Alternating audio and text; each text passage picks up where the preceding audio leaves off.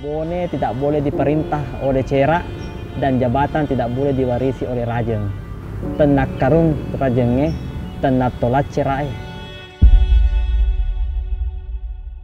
Jauh sebelum Kartini lahir, singa-singa di Bugis Makassar sudah lebih dulu mengaum, dan orang Bugis Makassar sudah menghormati individu terlepas dari apa gendernya. Pada saat bangsa Eropa belum mengenal pakaian, seorang Raja Bone sudah memakai pakaian yang sangat indah. Saya malah berpikir, perempuan itu lebih hebat, karena kita perempuan bisa berperang ganda.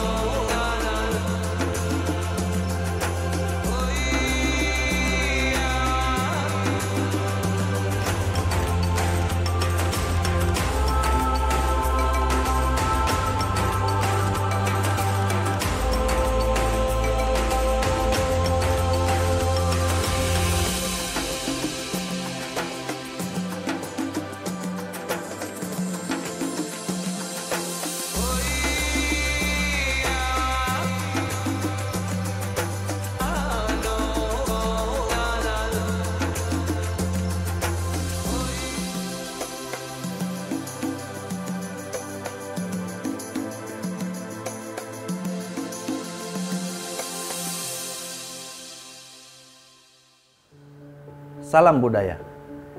Raden Ajeng Kartini adalah seorang putri keraton yang lahir pada tanggal 21 April tahun 1879 Masehi. Ia dengan gigih melawan takdir yang dipaksakan bagi kaum perempuan pada masa itu yang hanya bergelut di kasur, di dapur, dan di sumur. Menurutnya, kaum Hawa seharusnya cerdas, maju dan berkembang seperti layaknya kaum Adam. Perjuangan yang Kartini lakukan menjadi sebuah momentum kebangkitan perempuan, khususnya perempuan Indonesia. Dan hasilnya, kaum perempuan di negeri ini melahirkan Kartini-Kartini di era berikutnya yang menjadikan kaum Hawa mendapatkan porsi pemegang kebijakan penting dalam pemerintahan, seperti Megawati Soekarno Putri sebagai Presiden RI kelima. Namun 472 tahun sebelumnya, Kerajaan Bone telah menempatkan peran seorang wanita tidak sekedar hanya seorang yang berada di balik layar. Tercatat sedikitnya 6 orang wanita pernah memimpin Kerajaan Bone. Salah satu di antaranya ialah Batari Toja de Talaga Aruntimurun.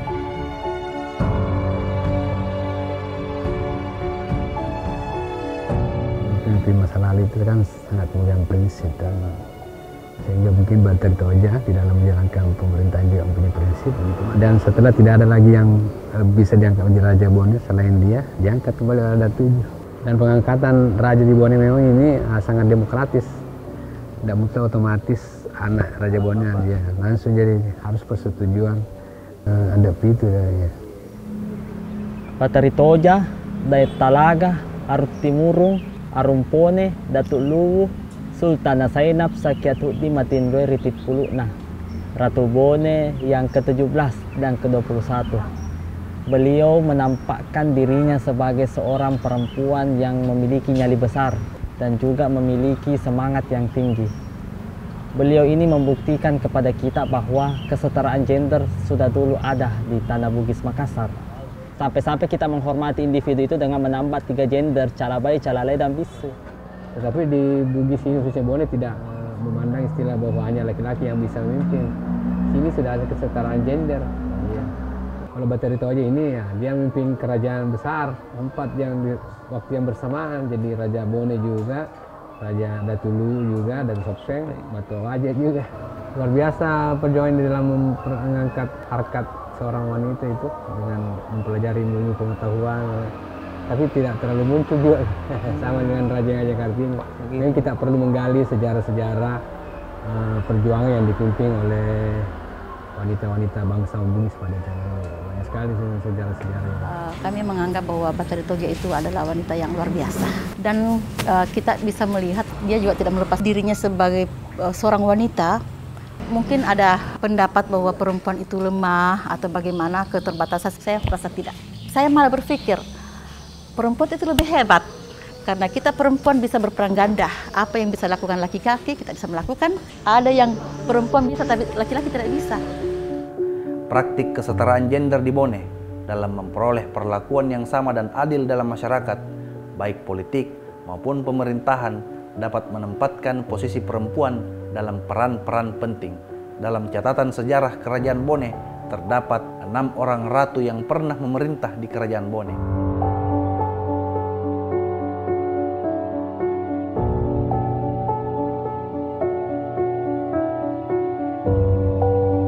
Beberapa Raja Bone itu dari perempuan malah ada beberapa raja itu yang langsung memimpin peperangan. Karena Bone juga mempunyai pasukan khusus untuk wanita. Dia memakai alat perang itu Lawida namanya. Masa Raja Besar Kejora Tandrewaru dengan Imaniar Data. Rajanya yang langsung memimpin peperangan malah sama dengan cutnya Dien. Termasuk yang Fatima Bandri. Fatima Bandri itu di museum di luar negeri Belanda kalau salah. Kan disertakan pada saat bangsa Eropa belum mengenal pakaian, seorang Raja Bone sudah memakai pakaian yang sangat indah pada zamannya. Begitu banyak warisan seni dan budaya yang dimiliki Bone masih lestari hingga kini. Di antaranya adalah tari Pakanna. Tari Pakanna sendiri merupakan tarian sakral yang menceritakan bagaimana kekebalan dan ketangguhan Serikandi-Serikandi Kerajaan Bone dalam menghadapi peperangan di masa lalu, termasuk tarian Pabarani Makunrai yang bersenjatakan Lawida. Senjata yang terbuat dari kayu amara atau kayu endemik Sulawesi ini merupakan alat tenun dan juga berfungsi sebagai senjata perempuan pada masa lalu untuk melindungi diri.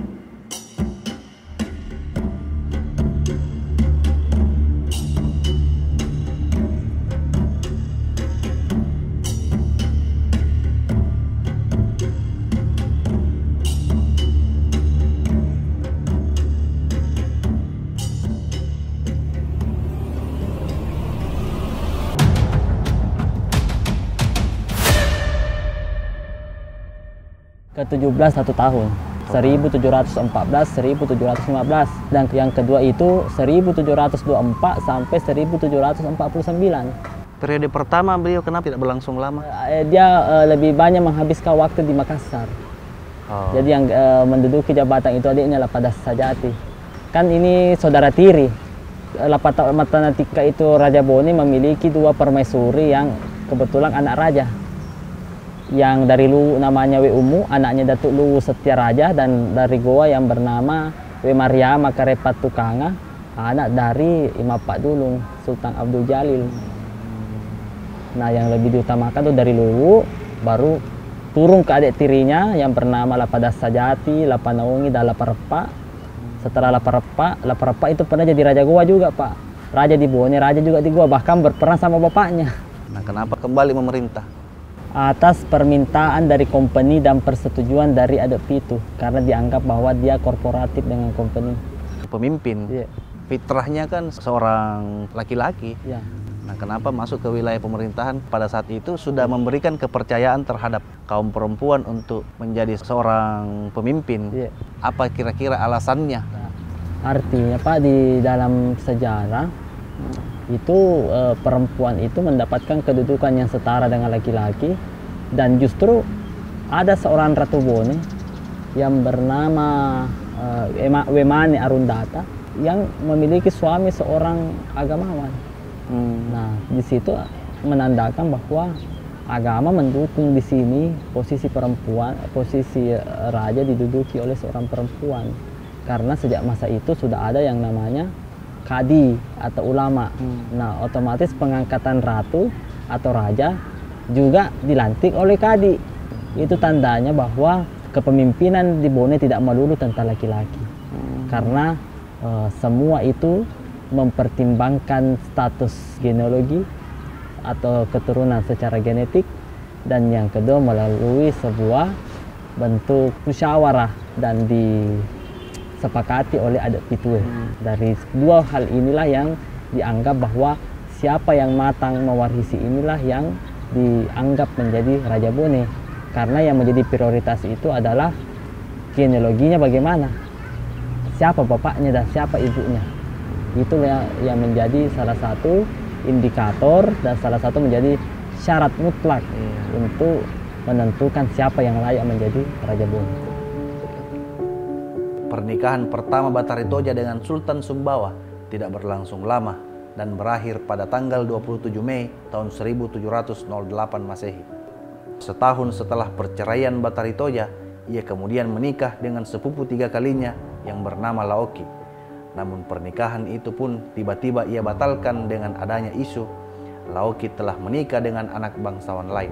Selain soal perkawinan yang penuh dinamika, lika-liku politik pemerintahan Batari Toja yang kala itu dekat dengan Belanda pun membuat banyak negara-negara tetangga, bahkan negara bawahan Bone yang kurang senang terhadap pemerintahannya. Selanjutnya perkawinan Batari Toja untuk yang ketiga kalinya ia langsungkan bersama Arungkaju dan Mamutu. Itu pernikahan antara Sultan Sumbawa dengan Samadina itu kemauan Rupalakang, tapi dalam perjalanannya itu dia hanya beberapa waktu saya pisah. Dan ada anaknya itu terus. Yang mengkhianati Batari Toja itu adalah suaminya yang bernama Arungkaju. Dia berkoalisi kepada Lamak Dukelen sama Karembonto Langkasa untuk mengkudeta Batari Toja. Ini menarik, ini menjadi suatu narasi atau suatu wacana yang penting dalam materi nanti. Arungkaju yang mewakili menjadi perwakilan dirinya saat kuat tak berkedudukan di Makassar, urusan-urusan kerajaan itu diamanahkan kepada suaminya. Nampaknya suaminya ini memiliki ambisi sebagai Raja Bone sehingga beliau diceraikan, sehingga suaminya itu mengkhianati. Dan dia mengajak Karembonto Langkasa ke Mandar untuk menunggu kepulangan Lamak Dukeleng kembali ke Wajo.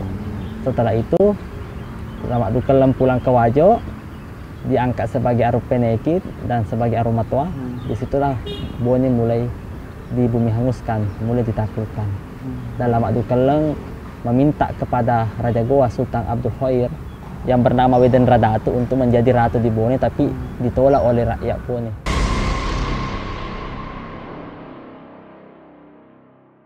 Mungkin ada hal yang tidak begitu populer atau tidak begitu diketahui orang banyak, khususnya orang Bone sendiri, tentang Batari Toja itu apa kira-kira? Beliau adalah simbol dari adanya demokrasi dan adanya kesetaraan gender.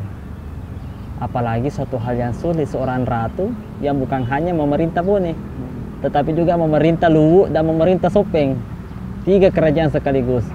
Apalagi secara geografis jarak Bone dan Luwu cukup jauh. Bagaimana bisa mengontrol pasukan, bagaimana bisa menyamakan pemerintahan, dan bagaimana secara tanggung jawab kita menjaga amanah ini. Ini yang susah ketika kita menjadi tokoh Batari Toja. Apalagi pada masa itu, saya pikir cukup berat beliau memimpin. Apalagi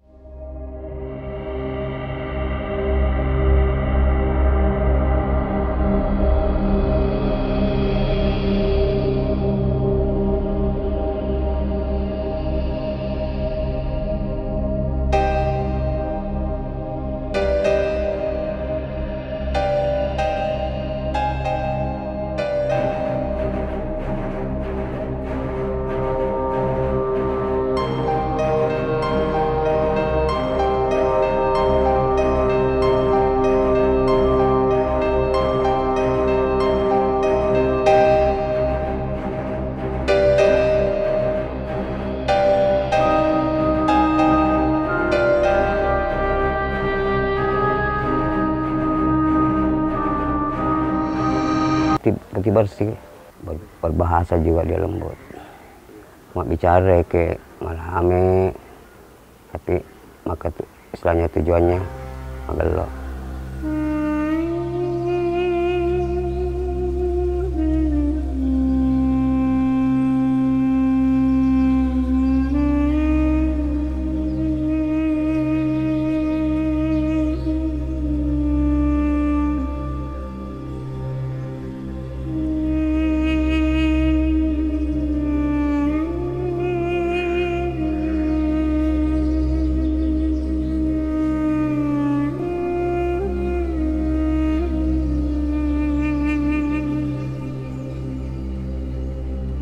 Toja mangkat pada tahun 1749 Masehi dan mendapatkan gelar Anumerta Sultanah Zainab Zakiatuddin Madinroe Ritipulue. Makam Batari Toja terletak di Kompleks Pemakaman Kalokoe Bukaka, Jalan Cempalagi Watampone. Banyak kisah menarik yang diceritakan oleh juru kunci makam Batari Toja kepada tim MBS selama ia menjaga dan merawat makam tersebut.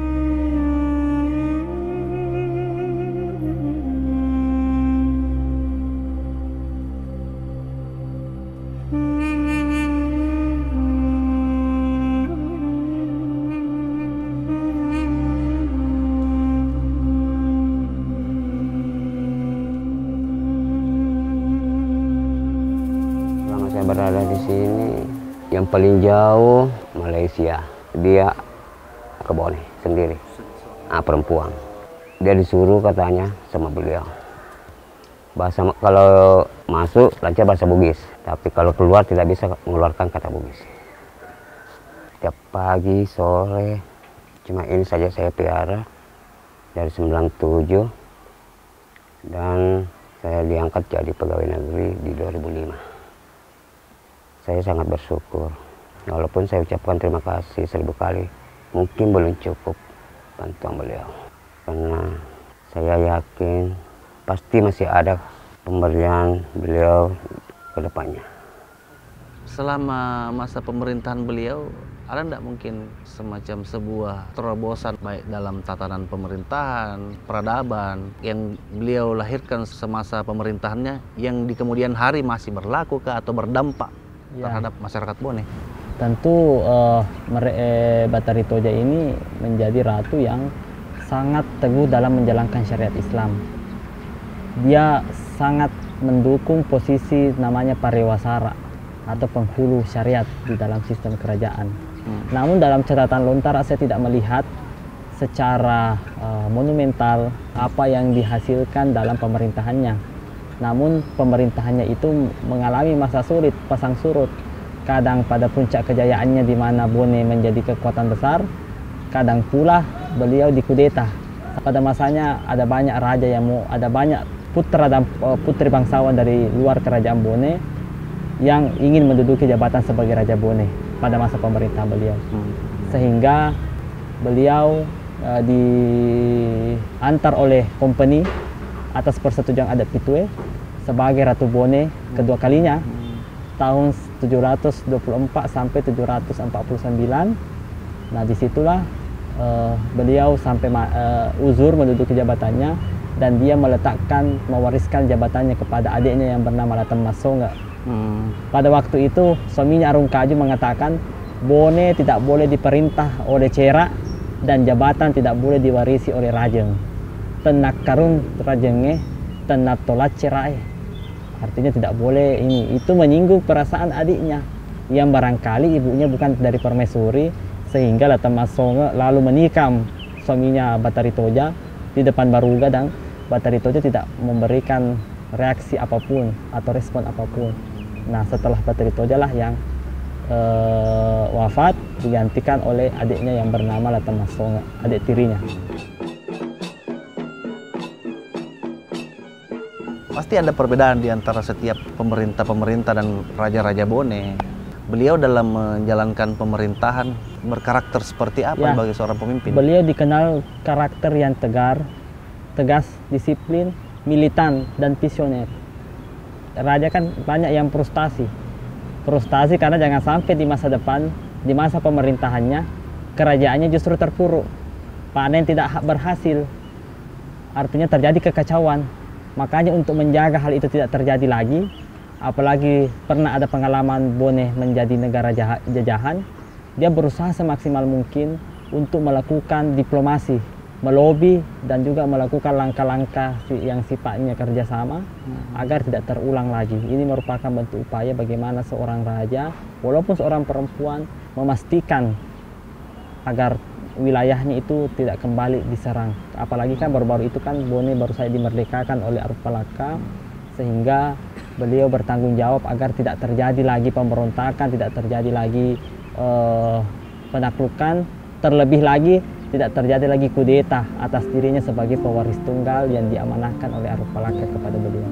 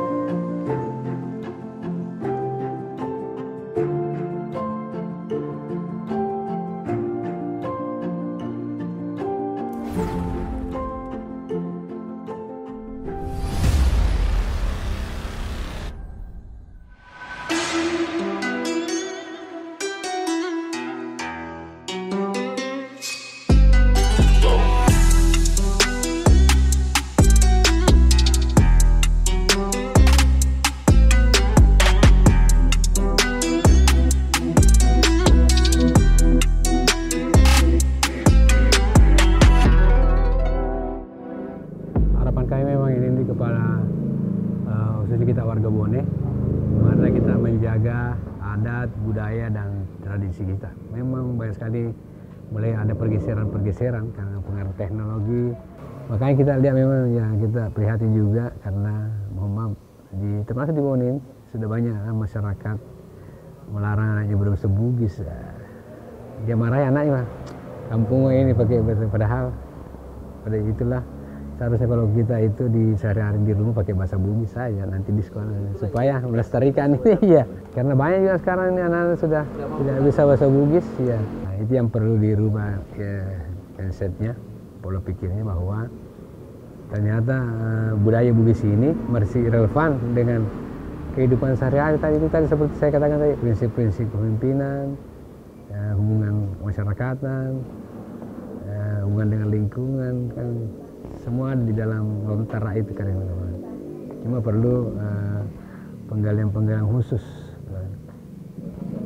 yang membanggakan. Soalnya pernah kami ke Belanda di Museum Leiden itu, ya di sana kan terkumpul semua naskah-naskah kuno di dunia.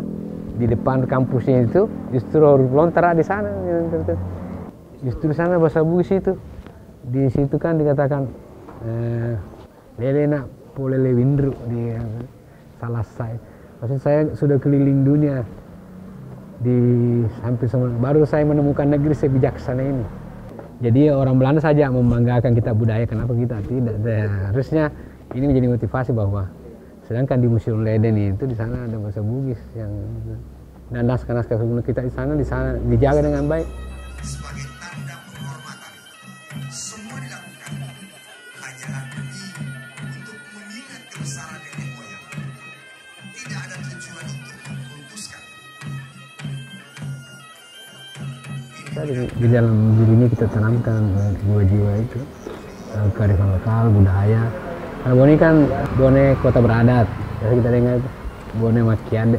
Bukan karena dia sering pakai sombong Bone atau dia berpakaian adat gitu. Yang penting itu jati dirinya dia di dalam jiwa orang Bugis ini. Bone khususnya dari kecil sudah terpatri itu prinsip-prinsip kepemimpinan, jiwa-jiwa sosial, bagaimana berinteraksi dengan lingkungan sosialnya, sosial sekitar. Itu sudah dinembuhkan dari kecil ya, itu ya. Bagaimana hubungan sosial dengan sifat tahu, sifat lebih, sifat ini. Saya juga pada elok sifat itu kan prinsip kearifan lokal yang masih relevan dengan sekarang. Apalagi kalau misalnya mau pergi merantau dikasih bekal itu, pengetahuan wawasan bagaimana misalnya orang Bugis dengan lingkungannya, bagaimana orang-orang Bugis di perantauan gampang beradaptasi dengan itu. Malah ekstrim itu orang Bugis banyak bahwa gimana pun kau berada harus jadi pemimpin walaupun terburuk pemimpinnya perampok. Saya jelas pemimpin. Saya melihat juga di sini bahwa dia itu orang prinsip. Dan juga saya melihat kenapa sampai Batari Toja ini bisa memimpin. Dalam memimpin itu bukan hanya bagaimana kita tidak harus melihat ke atas dan melihat, tapi kita berada di tengah melihat bagaimana ke bawah, di bawah bisa baik, di atas juga baik. Jadi harus ada keseimbangan. Apa yang diemban oleh beliau sangat susah diemban oleh perempuan hari ini. Batari Toja ini adalah inspirasi perempuan Bugis Makassar. Jauh sebelum Kartini lahir, singa-singa di Bugis Makassar sudah lebih dulu mengaum. Dan orang Bugis Makassar sudah menghormati individu terlepas dari apa gendernya. Karena ada prinsip sipaka tahu, sipaka ingat, dan sipaka lebih. Dan melihat bahwa indikator dan elektabilitas seorang pemimpin bukan karena gendernya, tetapi karena keturunannya, karena karismanya, karena kedudukannya, dan juga karena kemampuan dan profesionalitasnya. Berdasarkan Old Javanese English Dictionary, kata wanita berarti yang diinginkan. Jelas bahwa yang dimaksud ialah sesuatu yang diinginkan pria. Wanita baru diperhitungkan karena dapat dimanfaatkan oleh pria. Namun wanita mendapatkan kedudukan mulia yang selalu menjunjung tinggi nilai luhur, adat, dan budaya. Dalam kedudukannya sebagai tiang atau penyangga keselamatan, kemuliaannya sebagai sahaya, dayang, selir, istri, dan ratu, bahkan diluhurkan sebagai ratu kehidupan, penentu awal kehidupan manusia di bumi. Batari Toja adalah salah satu perempuan tangguh dari Sulawesi yang mencerminkan kegigihan, keberanian, dan kemandirian dalam proses perjuangan yang ulet. Dari rahim seorang perempuan telah lahir pemimpin-pemimpin besar yang mampu menggenggam dunia. Sampai jumpa dan salam budaya.